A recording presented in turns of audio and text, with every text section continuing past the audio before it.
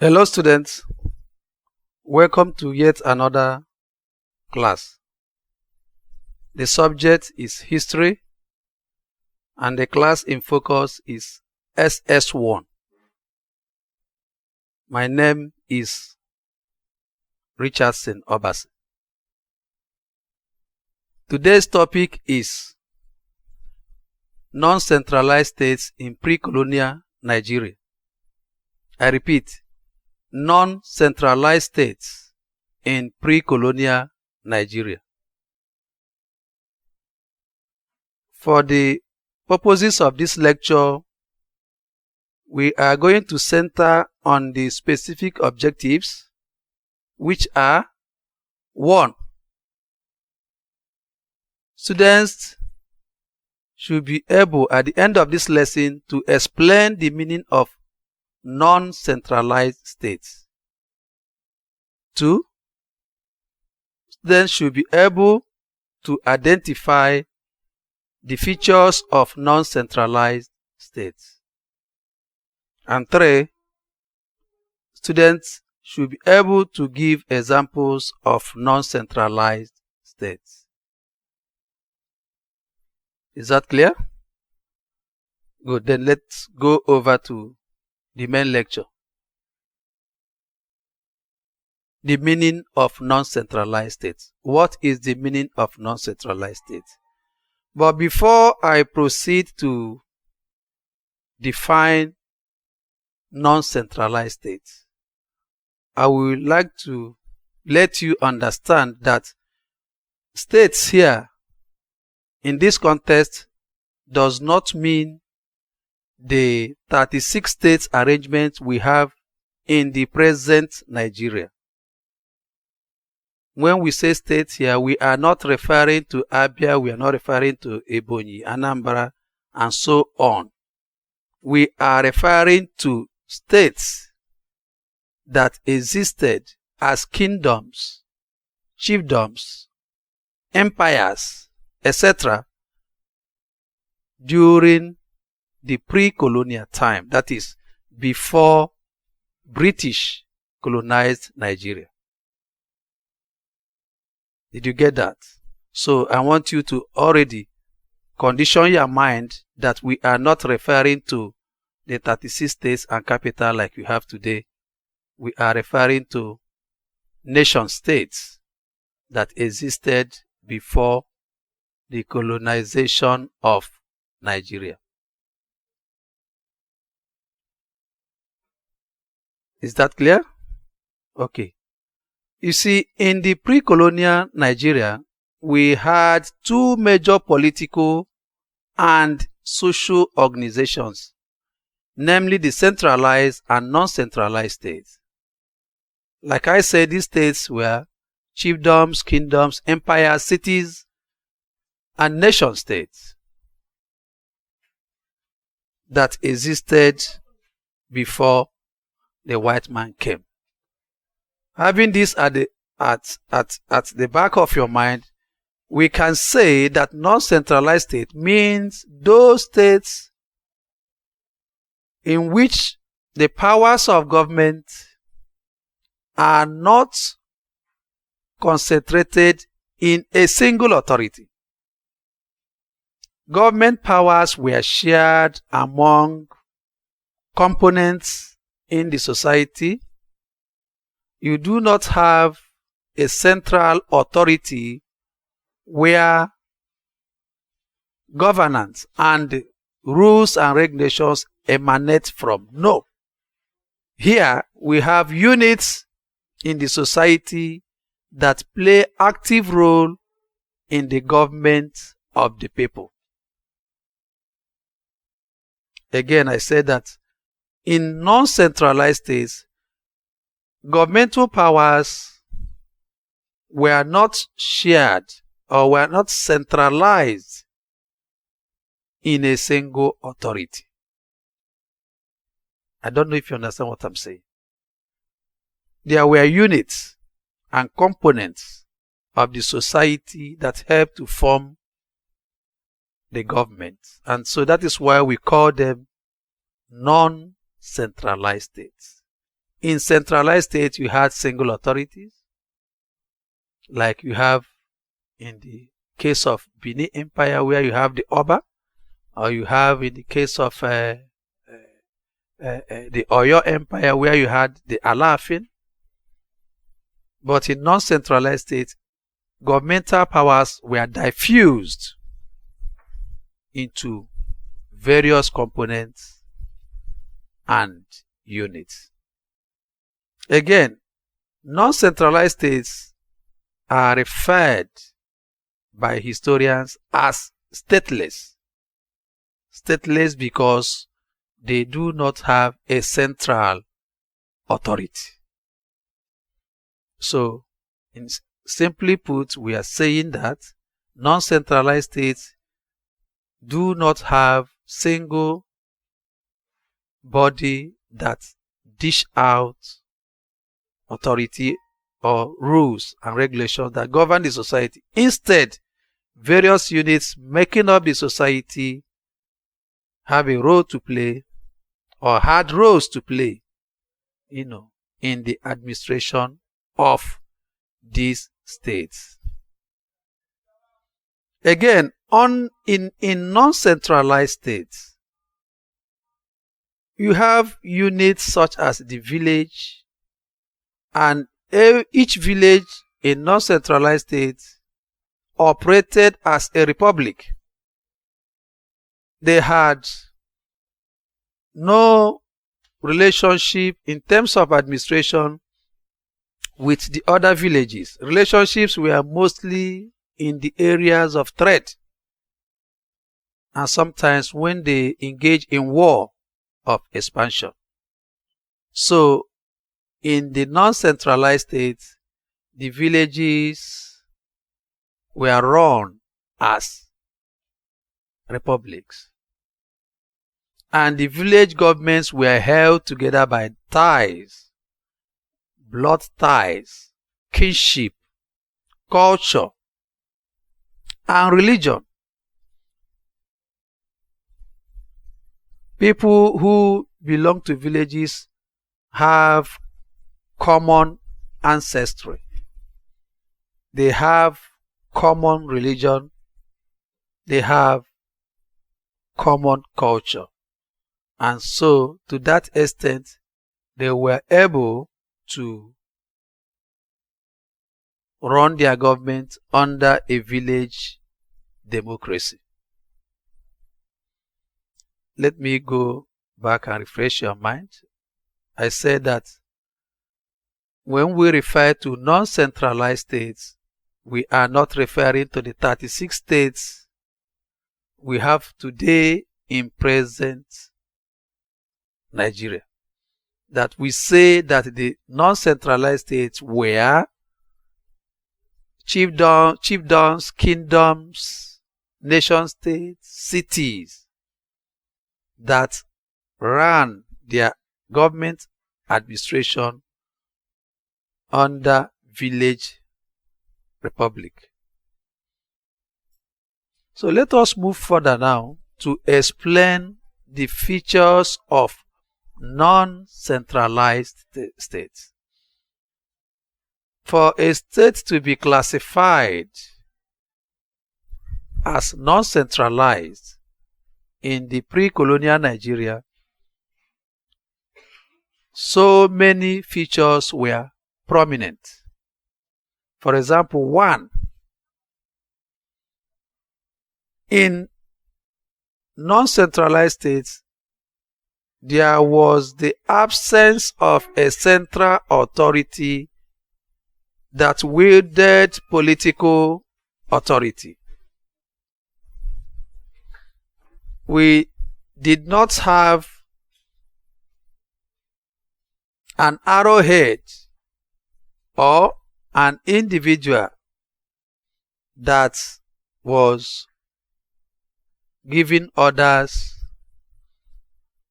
under or in the non-centralized state of pre-colonial Nigeria. Governmental powers were shared among units, were shared among components of the society, and to that extent, there was the absence of a single authority that determines administration of the society. Number 2, in non-centralized states, the powers of government resided in the people. That is to say that the people, the citizens, were the government. That is to say that the citizens played very major role in the government of their society. Governmental powers were or emanated from the people. That is a very basic feature of non-centralized states. The people played active role in their own government. Is that clear? Good. Number 3, the non-centralized states did not have a standing police force for the maintenance of law and order. This was largely because the entire populace, the entire citizenry, the entire citizens of the society took part in government. Each had a role to play. Everybody was like a police force or a police officer. Everybody helped in the maintenance of law and order. And so there was no need for the non-centralized states to have a standing police force. It was the role of all and sundry, it was the role of all the citizens to ensure the safety of life and property. Number 4, in non-centralized states, dialogue, debate, and consensus formed the basis of decision making. I want to repeat. In non-centralized states, dialogue, debate, consensus were the basis of decision making. And these decisions were mostly took at village assembly. What we are trying to say is that there used to be a summon at the village assembly where every adult member of the society, of the village, had an express right to air his or her opinion and contribute to whatever topic under discussion. And it was in such assemblies that decisions of government were arrived at. Is that clear? Good. Again, number 5. In the pre-colonial, non-centralized pre-colonial Nigerian states, there was the absence of kings, monarchs, or rulers. I said there were no kings, monarchs, or rulers. Instead, the leaders were selected from or among family heads eldest males, chief priests. But it is very important to note that these leaders that were selected from among the family heads and eldest males never executed or never exercised any executive powers. That is to say, they had no right to make laws that were binding on the citizens without the consent and without the contribution of the citizens. So overall, we say there was absence of kings, monarchs, or rulers in pre-colonial, in the non-centralized pre-colonial Nigerian states. Again, number 6. In pre-colonial, in non-centralized states, there was the existence of direct representative democracy.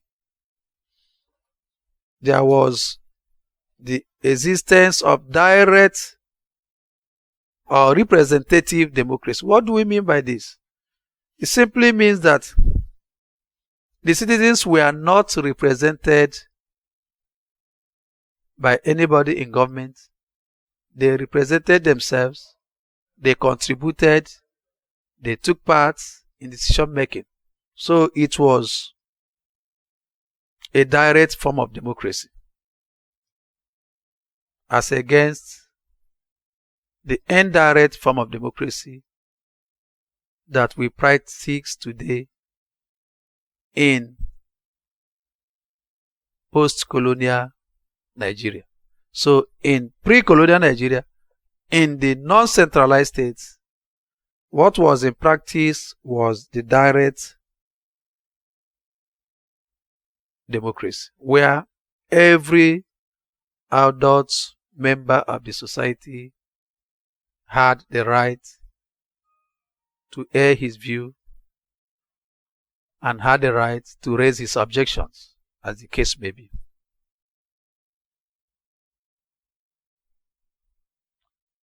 Another prominent feature of the non-centralized states, is or was that governmental powers were largely decentralized. Governmental powers were largely decentralized.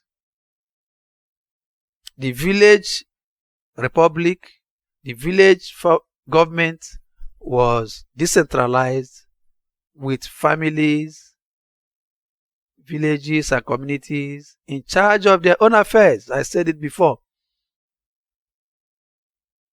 Village A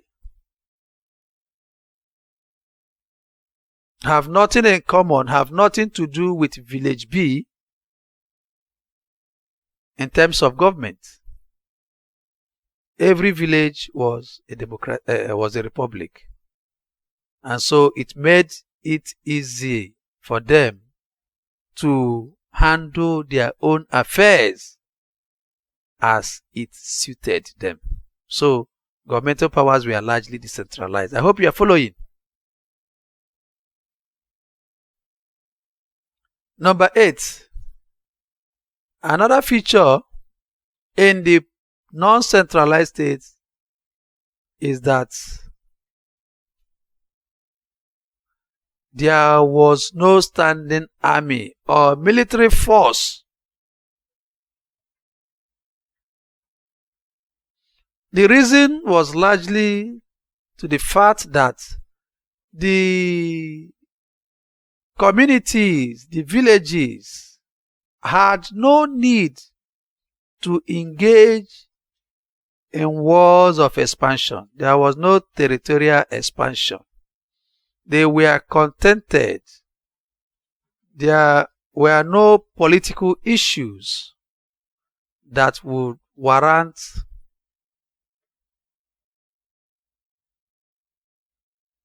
crisis or war.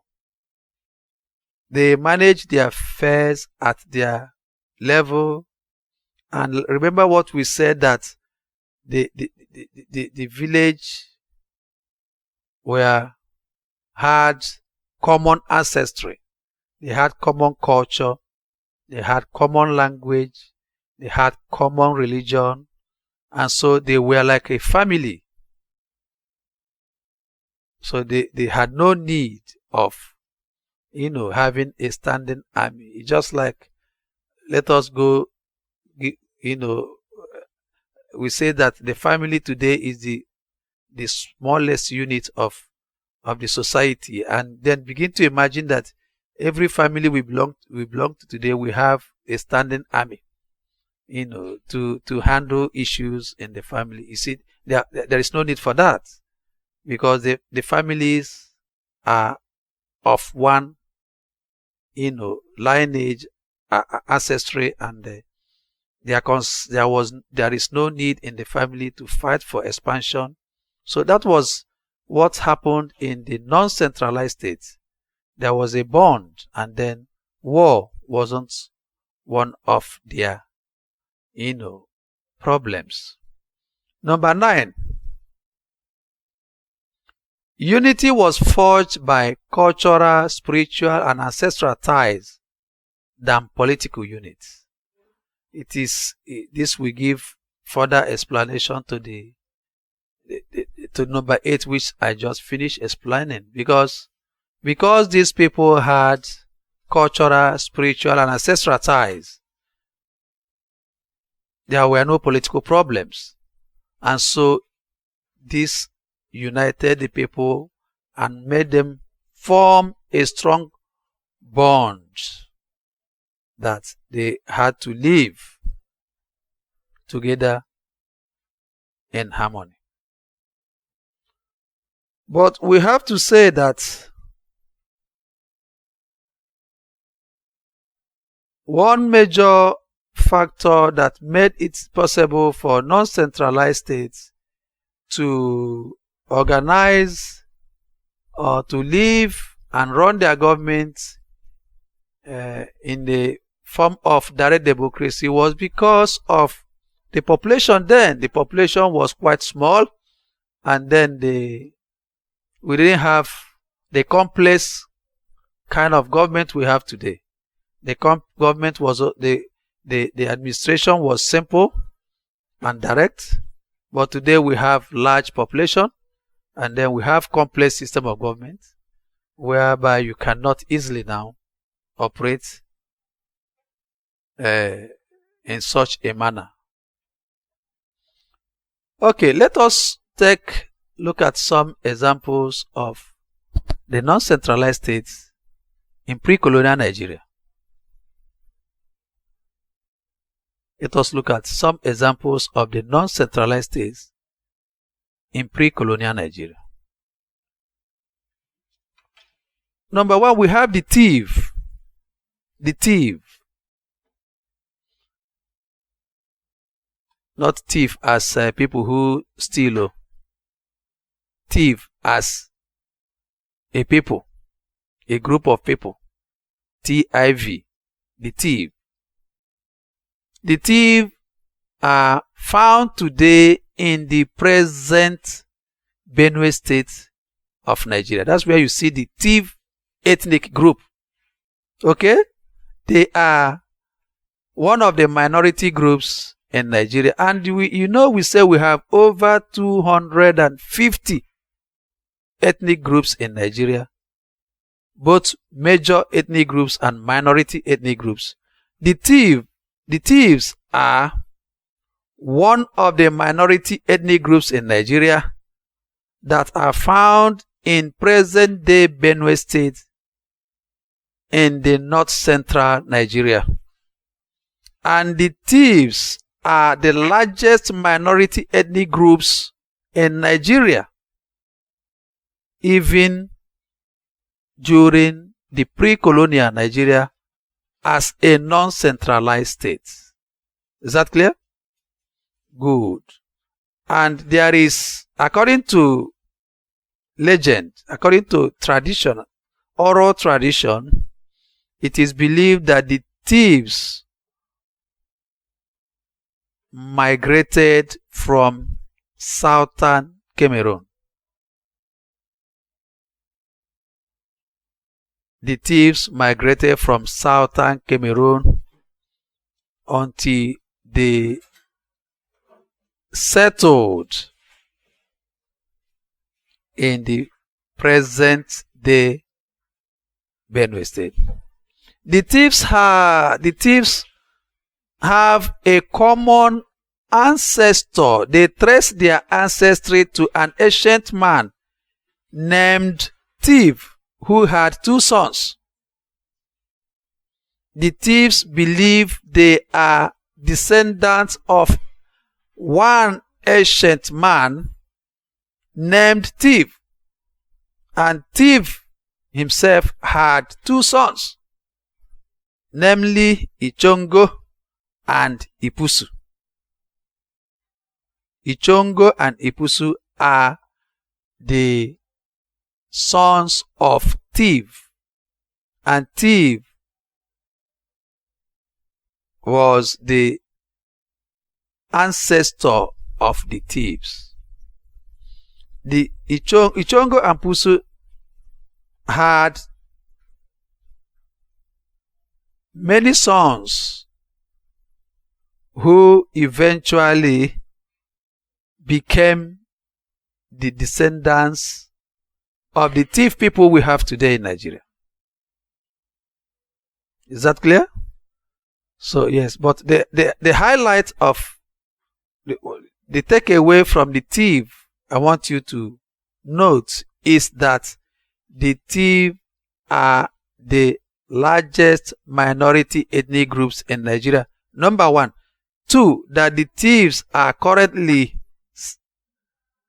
residing or living in the present-day Benue State. Number 3, that the thieves trace their ancestry to an ancient man named Thief. Is that clear?